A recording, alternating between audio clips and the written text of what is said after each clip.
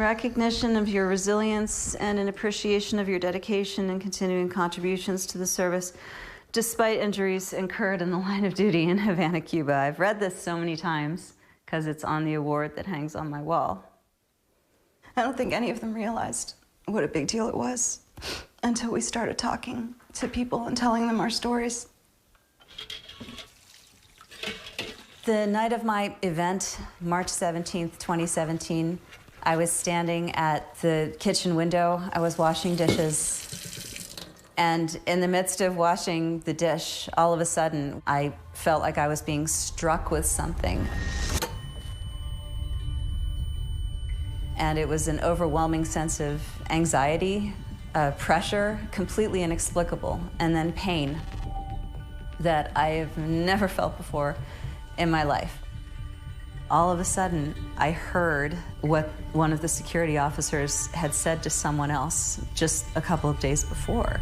Look, we don't know what's happening, but if you think something's happening, get off the X. And I heard that in my head, get off the X. And it was almost like I had been unplugged and a spell was lifted, and I moved. And that was it. I kind of just walked down the hall in a daze. And by that point, we had all heard the stories in the embassy of things that were happening. I have never covered a story as bizarre or mysterious as Havana Syndrome. So here's the first report that came out from the doctors at the University of Pennsylvania. They wrote in their conclusions here, these individuals appear to have sustained injury to widespread brain networks without an associated history of head trauma. What we can't understand is why these people's brains look like that when they have no history of anything hitting them in the head.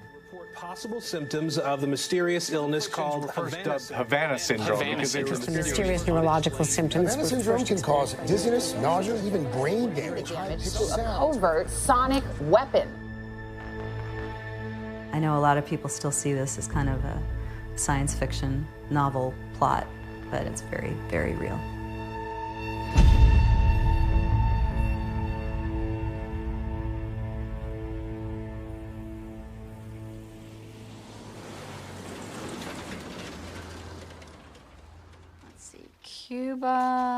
Cuba. This is a good one. I was in the State Department for a little over 20 years. Let's see, this is me and Ambassador De Laurentiis. I think it was towards the end of my tour in Havana. I got there before the embassy became the embassy. Shortly after I got there, we did the big signing and the whole hoopla, you know, we had the big party. On a day when symbols mattered, the Stars and Stripes raised over the U.S. Embassy in Havana. We were so thrilled to be sent to Cuba at such a time. Just a few hours ago, this communist nation welcomed President Obama, who became the first American president to visit here in 88 years. We felt like we were part of history in the making. It was impossible not to feel that way. Starting in 2016, U.S. diplomats and spies who were serving in Cuba started experiencing these strange sounds and physical sensations, mostly in their homes in the Cuban capital, and then started coming down with these bizarre, unexplained symptoms. We heard the strange cicada sound at our house, I would say 2, 3, 4 nights a week for 30 to 60 minutes over the course of several months. I think when we went out on the porch and made that recording that night, you got hurt.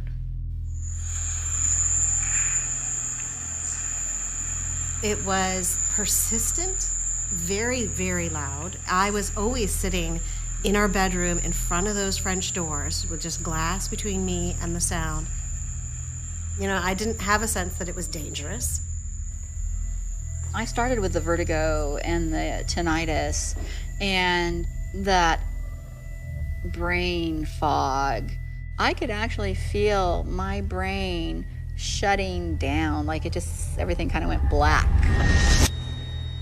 I'm standing and it's feeling as if I'm being pushed, like you're being smashed from the top of the head into the ground. That particular symptom, it was many months after I had come back to the States before I started feeling that one.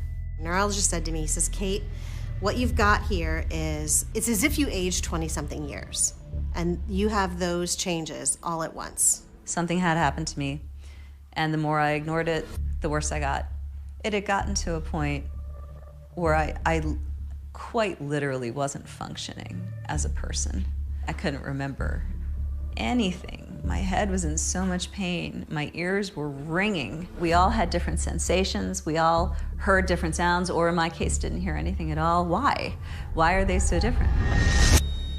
One theory that we bounce around sometimes is maybe they're experimenting with dosing, right? So they hit some of our people with a really strong blast. In our case, it felt like whatever they were doing, it was farther away, like a lower intensity thing.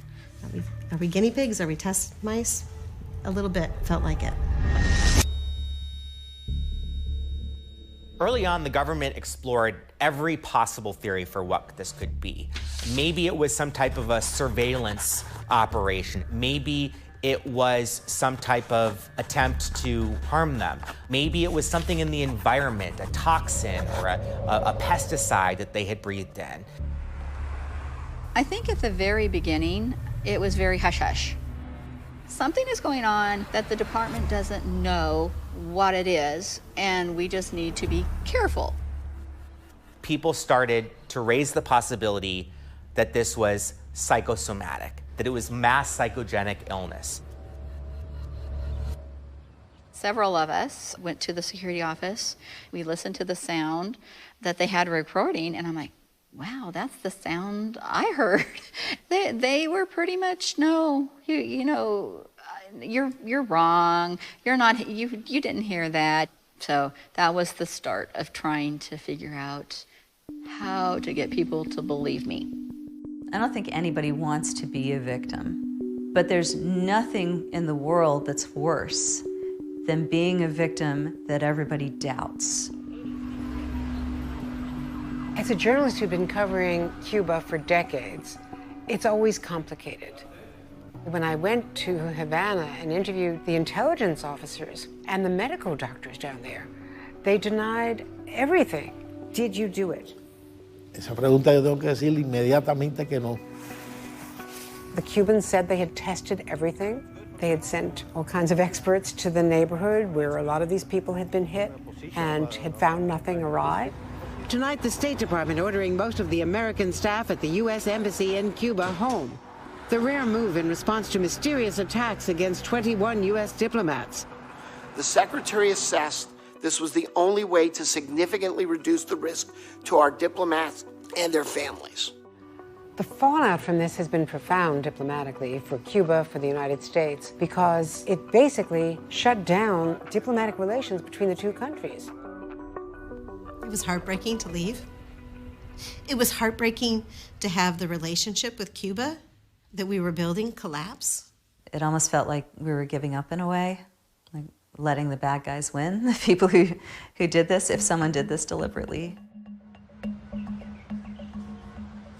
I actually got a call from someone at the State Department and said, is this Dr. Hoffer? And I said, yes. And he said, Dr. Hoffer, this is the State Department, we have a problem.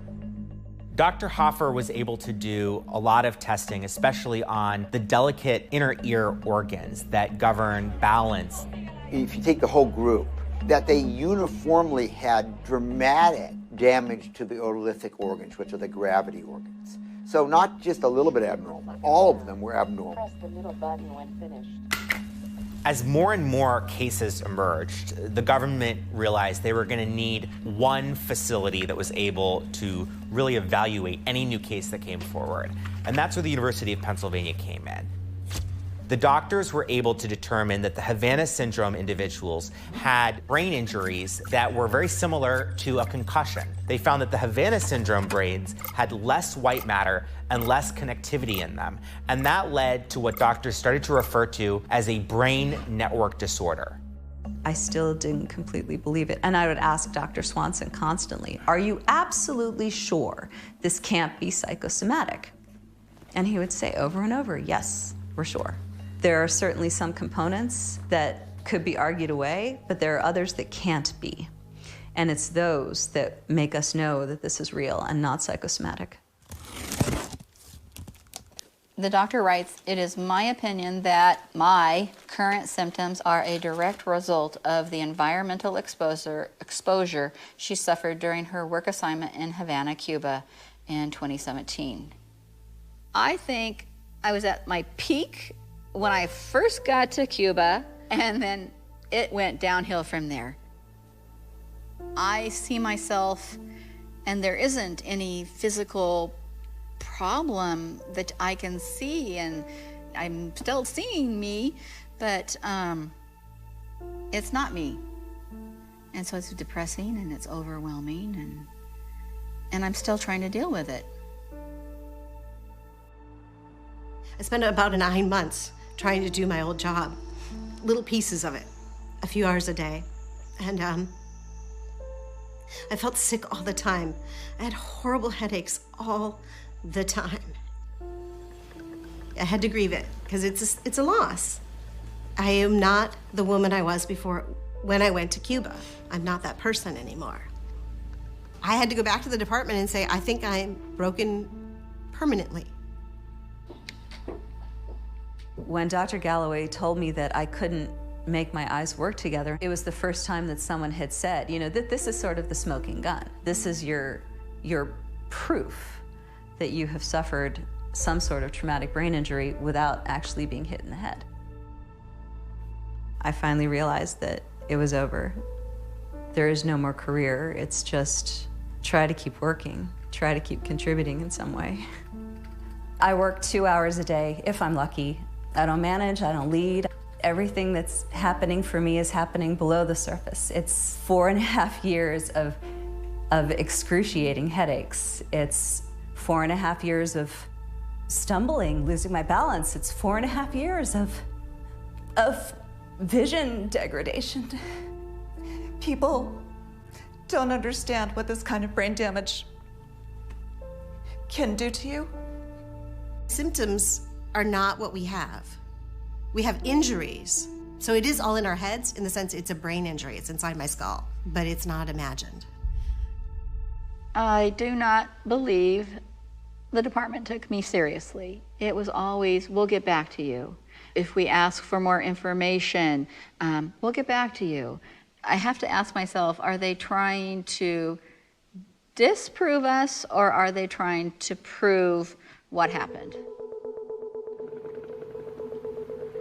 We cannot definitively sit here today and say, this is the machine or this is the thing they used to cause these injuries. We are not aware of a technology that does this. We've never seen a technology anywhere in the world that does this to people. The longer this went on, the more government agencies that were pulled in to trying to figure out what was happening and how to stop it. The military was looking at it, the intelligence agencies were looking at it. And the State Department commissioned a report from the National Academies of Science to assess these injuries as well.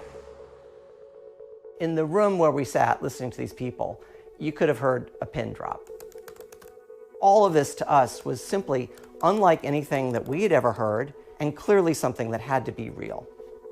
The committee felt that these acute symptoms were more consistent with a directed radiofrequency energy attack and explored possible related mechanisms.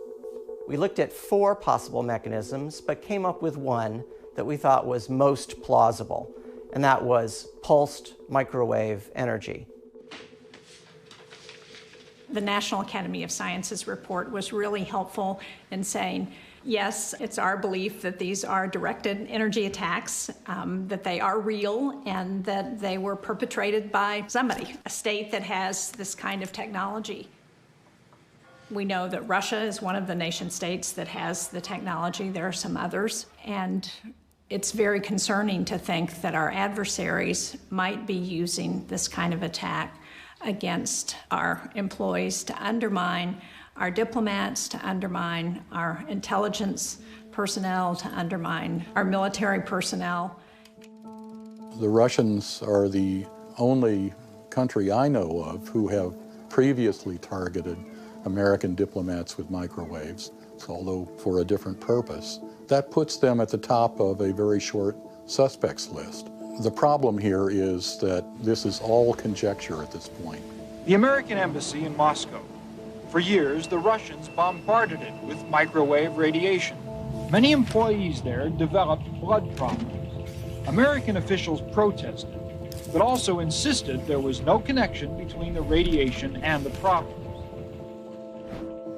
By the time I arrived there, people were still very upset about the fact that the reality of this microwave signal had been kept from them for years and years.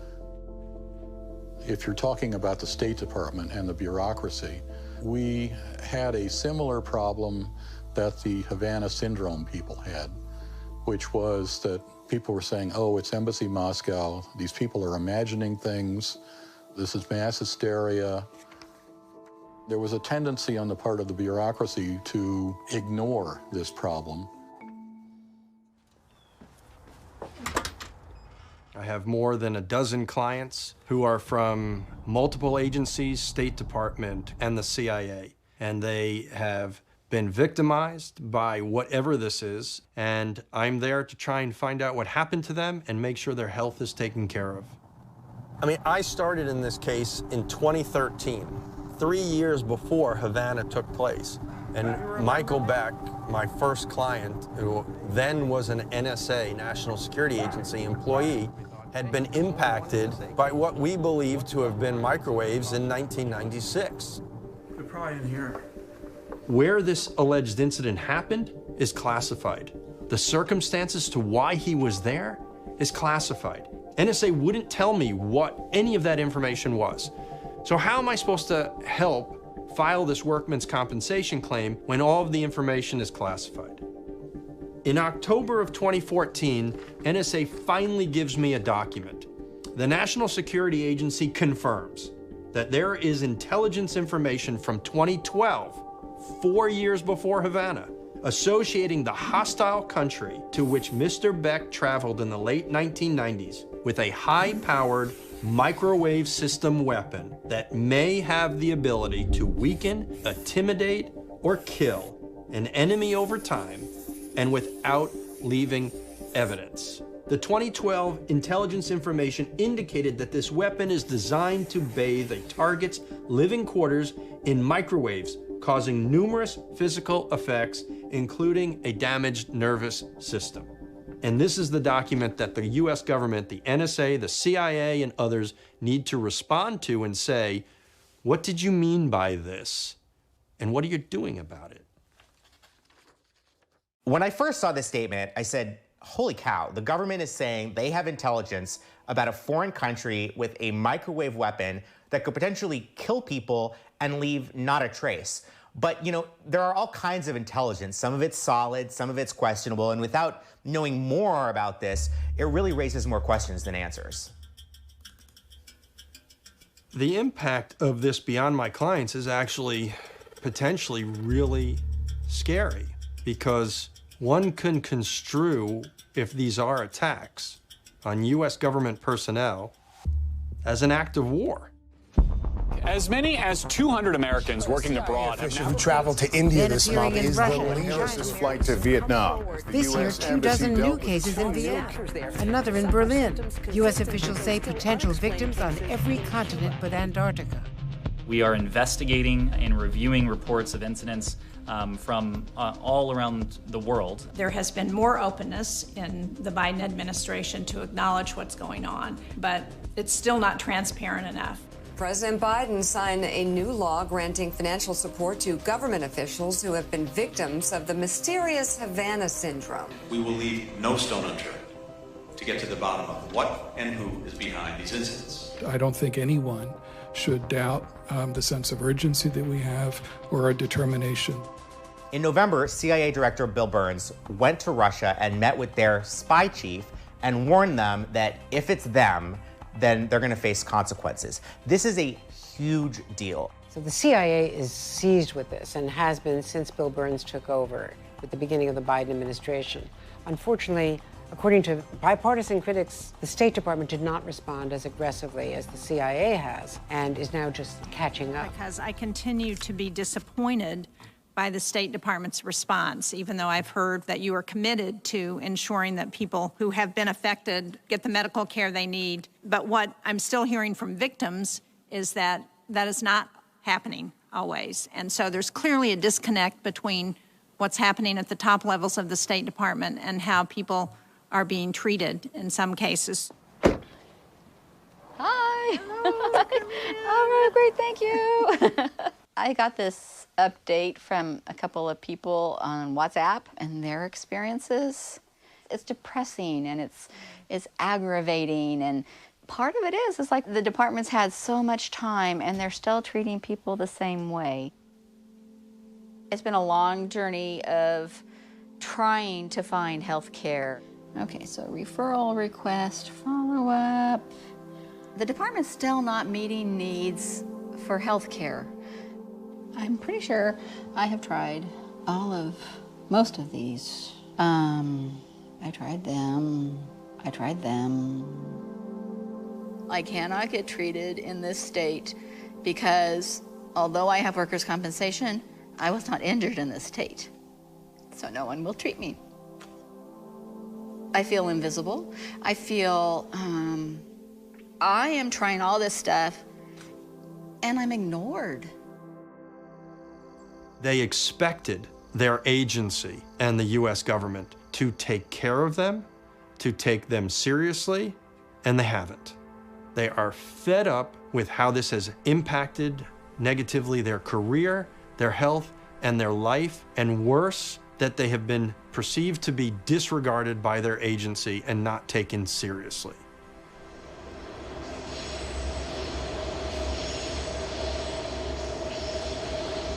If you would have told me in August 2017 that 5 years later, we would still be covering this with no answers about who did this, why they did this, or how they did this, I wouldn't have believed you. I would have said the best intelligence agencies in the world are gonna figure out if someone is attacking our diplomats or not. And yet, here we are. We still have no known source or cause.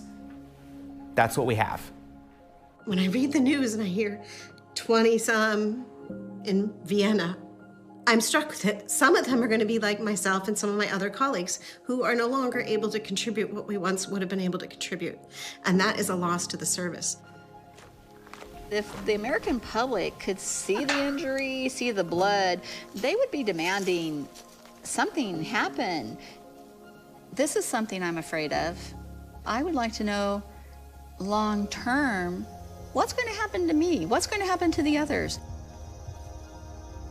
It seemed right to tell the whole story with my name, with my face, so that people understand it, maybe for the first time, really truly understand what happened to all of us and that it's very real. We all need to come to terms with that so that we can start moving forward and try to stop it before it hurts anyone else.